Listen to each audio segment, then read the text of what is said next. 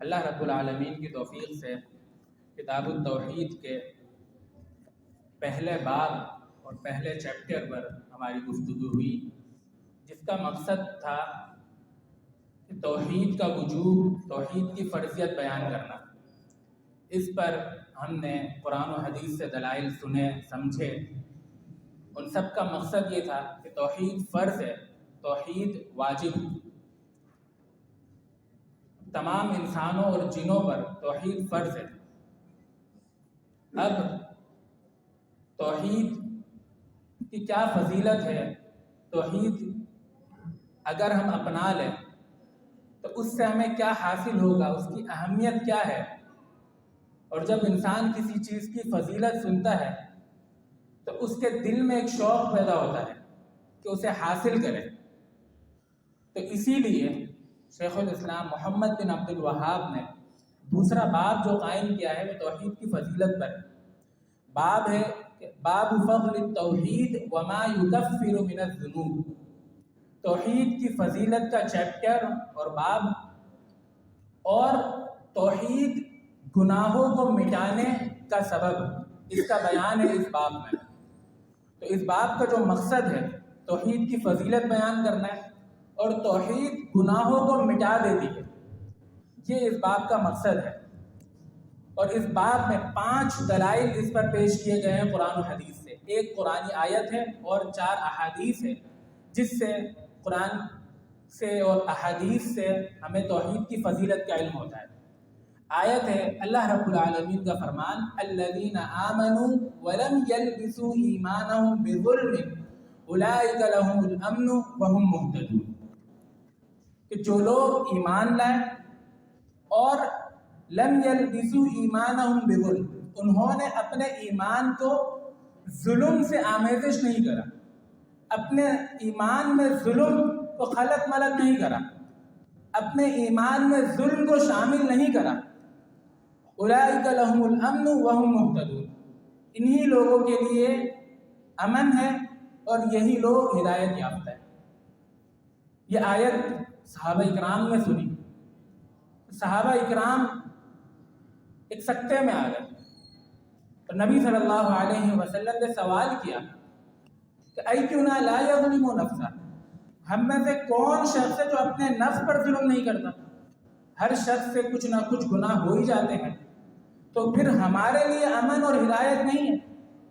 صحابہ اکرام نے سوال کیا کہ ہم میں سے کون ہے جو اپنے نفس پر ظلم نہیں کرتا؟ ہر انسان سے کچھ نہ کچھ گناہ ہو ہی جاتے ہیں۔ تو نبی کریم صلی اللہ علیہ وسلم نے کیا ارشاد فرمایا؟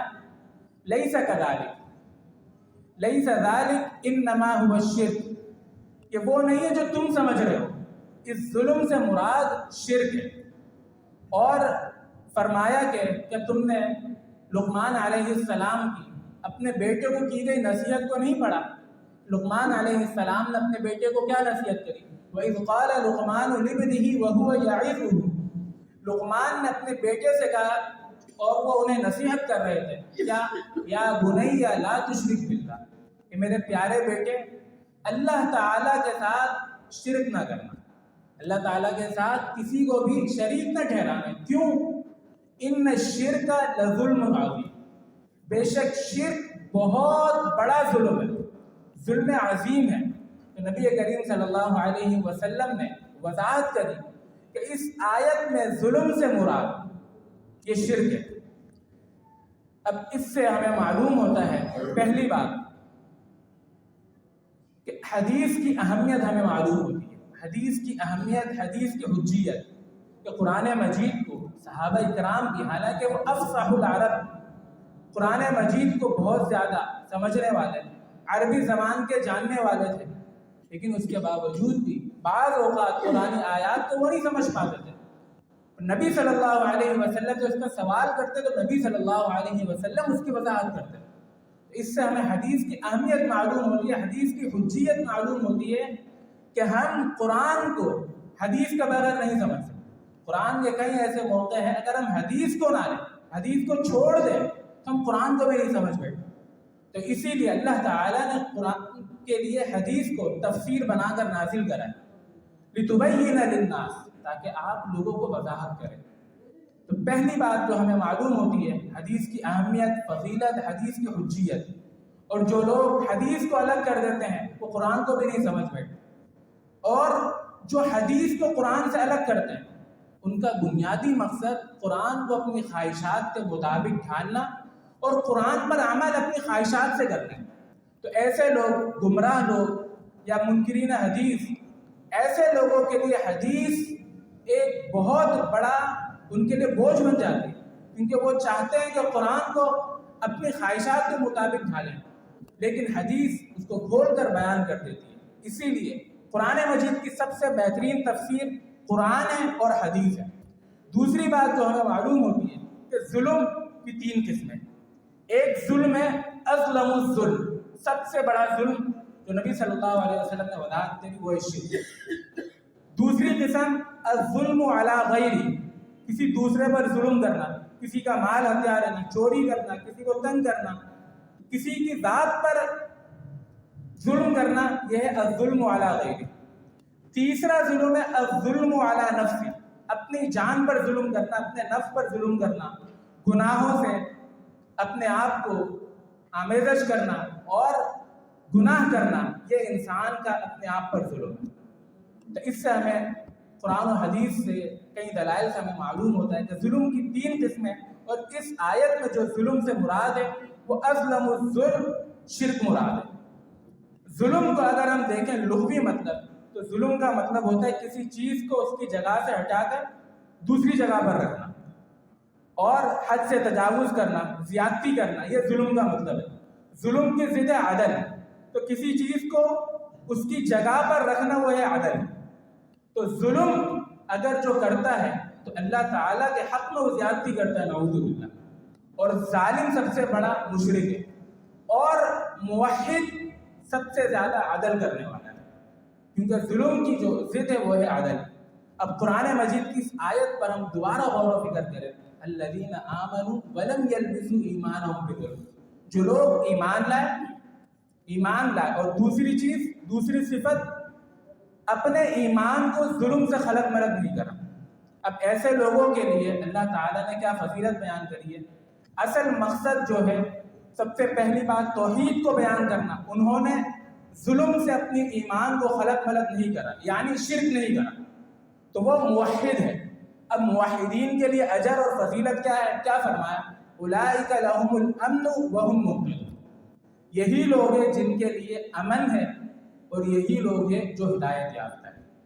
انسان امن کے لیے کوششیں کرتا ہے، انسان چاہتا ہے اسے امن حاصل ہو جائے، امن ڈھونڈتا ہے، اور انسان کی عموماً 2 ہی خواہشات ہوتی ہیں: اچھا رزق مل جائے، اچھا کھانا پینا پہننا مل جائے، اور انسان سکون کی زندگی گزارے، کوئی سے خوف لاحق نہ ہو.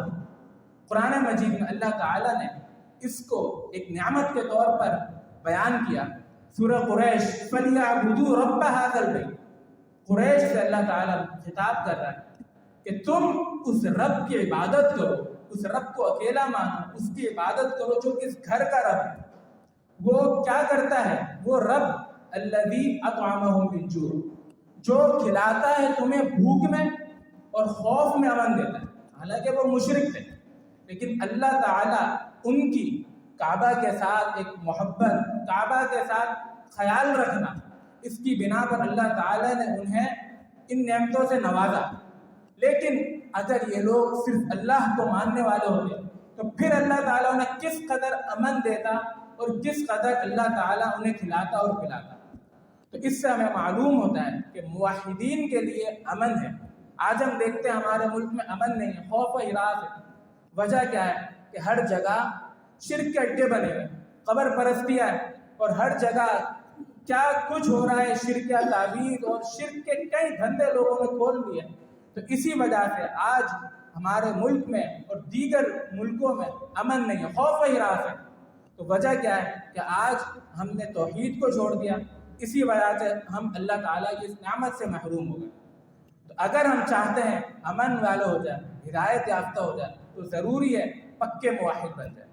دوسرا کیا ہمیں ملے گا؟ ہدایت ملے گی. ہدایت کیسی ہدایت؟ دنیا میں بھی اور آخرت میں بھی. دنیا میں ہدایت کیسے ملے گی؟ ہدایت کا مطلب ہے راہ دکھانا. تو انسان کو اللہ تعالیٰ اس کی راہ دکھائے گا شریعت پر عمل کرنے کی، اسے توفیق دے گا علم سیکھنے کی اور اس پر عمل کرنے کی۔ تو یہ اللہ تعالیٰ اسے ہدایت دے گا، وہ ہدایت یافتہ ہوگا، اسے علم سیکھنے کی توفیق ملے گی، وہ علم سیکھے گا۔ کب؟ جب وہ شرک نہیں کرے گا، موحد ہوگا، اللہ اس کے لیے راستے کھولے گا، علم سیکھے گا اور اس پر عمل کی بھی اللہ توفیق دے گا۔ اور یہ دنیا میں نہیں بلکہ یہ امن اور ہدایت اسے قبر میں بھی نصیب ہوگی، آخرت میں بھی نصیب ہوگی کہ جنت کا راستہ اسے پالے گا، جنت کا راستہ اسے مل جائے گا۔ جنت کا راستہ کسی کو نہیں پتا، لیکن اللہ تعالیٰ موحدین کو جنت کا راستہ دکھائے گا اور وہ جنت کی طرف صحیح طریقے سے اور سیدھا جنت کی طرف جائیں گے۔ اسی لیے اہل جنت کے بارے میں اللہ تعالیٰ نے کیا فرمایا؟ وہ جنت میں پہنچ کر کیا کہیں گے؟ الحمدللہ الذی ہدانا لہذا وما کنا لنہتدی لولا ان ہدانا اللہ۔ ہر قسم کی حمد و ثنا، ہر قسم کی تعریف اللہ رب العالمین کے لیے ہے جس نے ہمیں یہ راہ دکھائی۔ اگر وہ ہمیں راہ نہ دکھاتا تو ہم راہ نہیں دیکھ پاتے، ہم جنت میں داخل ہی نہیں ہو سکتے تھے۔ تو یہ امن دنیا میں بھی ہے، آخرت میں بھی ہے، قبر میں بھی ہے، اور یہ ہدایت دنیا میں بھی ہے، قبر میں بھی ہے اور آخرت میں بھی ہے۔ اور اسی تعلق سے کہ امن ایک بہت بڑی نعمت ہے، نبی صلی اللہ علیہ وسلم کی ایک حدیث بھی ہے کہ من اصبح منکم آمنا فی سربہ ومعافا فی جسدہ معافا فی جسدہ عند قوت یومہ فکأنما حیزت لہ الدنیا۔ آج انسان امن کے لیے، سکون کے لیے ہر چیز کرتا ہے، نمازیں چھوڑتا ہے اور اللہ تعالیٰ کئی نافرمانیاں کرتا ہے، چوری ڈاکے، امن کے لیے، سکون کے لیے کہ اچھا کھا لوں، اچھا پی لوں، امن مل جائے۔ لیکن نبی صلی اللہ علیہ وسلم نے کس طریقے سے ایک عظیم حدیث ارشاد فرمائی کہ جو شخص تم میں سے صبح کرتا ہے اس حال میں کہ وہ امن میں اپنے نفس سے، اسے کوئی خوف نہیں ہے، سکون میں، اور معافن فی جسدی، اسے کوئی بیماری لاحق نہیں ہے، اور اس کے بعد ایک دن کا کھانا ہے، گویا کہ اس کے لیے دنیا جمع کر دی گئی اور دنیا اس کی جھولی میں ڈال دی گئی۔ تو یہ بہت بڑی نعمت ہے امن کا ہونا، اور یہ جس کے بعد یہ تین نعمتیں، صبح اٹھتا ہے امن والا ہے، پھر کوئی بیماری نہیں ہے، اور ایک دن کا کھانا ہے، کئی دنوں کا نہیں، ایک دن کا بھی کھانا ہے، اللہ نے اس کی جھولی میں پوری دنیا ڈال دی۔ تو ہمیں بھی چاہیے کہ ہم اس امن کے حصول کے لیے، دنیا کے لیے اللہ تعالیٰ کو ناراض نہ کریں، توحید میں خلل نہ آئے، اللہ تعالیٰ کی عبادت میں خلل نہ آئے، بلکہ اللہ تعالیٰ یہ نعمتیں دے دے گویا کہ اللہ تعالیٰ نے پوری دنیا ہماری جھولی میں ڈال دی۔ اب یہاں پر ایک آخری چیز ہے کہ جو شخص موحد ہے، توحید والا ہے، کیا اسے امن مکمل نصیب ہو جائے گا؟ اس کا مطلب یہ ہے کہ وہ مکمل، اسے ذرہ برابر بھی کوئی خوف نہیں ہوگا، یا آخرت میں اسے مکمل امن مل جائے گا، وہ جہنم میں جائے گا یا نہیں جائے گا؟ یہ ایک سوال ہے کہ وہ ہمیشہ ہمیشہ جہنم سے بچ جائے گا اگرچہ وہ گناہ کرتا رہے، توحید والا ہے، کوئی شرک نہیں کرا لیکن گناہ کرتا ہے۔ اب اس توحید کی برکت سے کیا وہ ہمیشہ جہنم سے نجات پا جائے گا، یا وہ گناہوں کی وجہ سے عذاب جھیلے گا؟ یہ ایک سوال ہے جس کی انشاءاللہ تعالی وضاحت اگلی حدیث میں ہوگی، اور اس کی وضاحت مکمل اگلی کلاس میں ہوگی۔ اللہ تعالی ہمیں توفیق عطا فرمائے۔ اقول قولی ھذا واستغفر اللہ لی ولکم وآخر دعوانا الحمد للہ رب العالمین۔